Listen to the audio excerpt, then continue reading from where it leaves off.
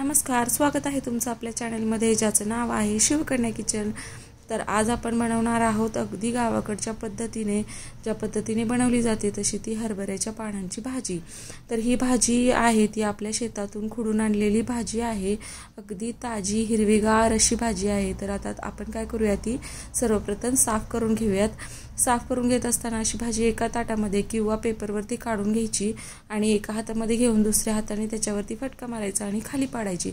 झाडून झाडून भाजी दुसऱ्या साईडला काढून घ्यायची।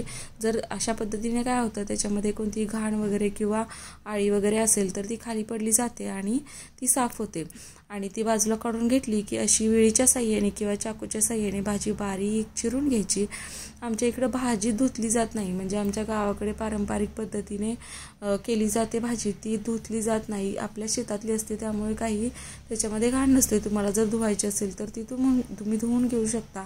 आमच्या इकडे धुतली जात नाही, का तर त्याचा आंबटपणा असतो, जी आंबट अशी चव असते ती निघून जाते असं म्हटलं जातं। आता ही भाजी चिरून झाली की गॅसवरती कढई ठेवायची, गॅस लावायचा आणि कढईमध्ये 1 चमचाभर तेल काढून घ्यायचं।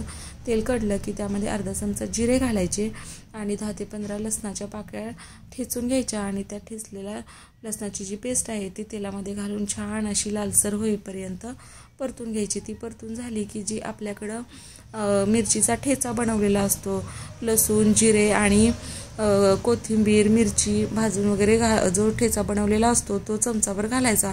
तुम्हाला जे तिखटाचं प्रमाण आहे त्या प्रमाणामध्ये घालायचा। तो जर तुमच्याकडे नसेल तर तुम्ही बारीक चिरून मिरचीही घालू शकता। आणि ते छान परतून झालं की त्यामध्ये बारीक चिरलेली आपली जी भाजी आहे ती घालून घ्यायची आणि छान हलवून हलवत राहायचं आणि त्यामध्ये गरजेनुसार मीठ घालून घ्यायचं। आता ही जी भाजी आपण बनवणार आहोत त्याच्यामध्ये पाणी न वापरता आपण ही थोडी हलवून झाकण ठेवून ही वाफ काढून अशीच भाजी जी मूळचं भाजीचं पाणी असतं त्याच आर्द्रतेवरती आपण शिजवणार आहोत। तर ही अशी बघा छान शिजली जाते भाजी, काही पाण्याचा वगैरे अंश टाकावा लागत नाही। तुम्हाला जर हवी असेल तर थोडासा पाण्याचा शिंतोडा वरून द्यायचा, परंतु काही गरज लागत नाही। अशी झाकण ठेवून भाजी परतत राहायचं आणि ही पूर्ण बारीक गॅसवरती छान अशी भाजी शिजवून घ्यायची।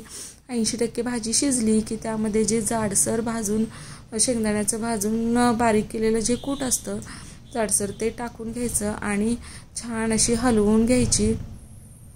ती झाली की आपली तयार होते ही हरभऱ्याच्या पानांपासून बनवलेली चवदार अशी भाजी।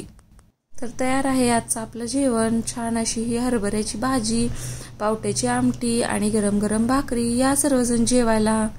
Thank you for watching. Please like share and subscribe.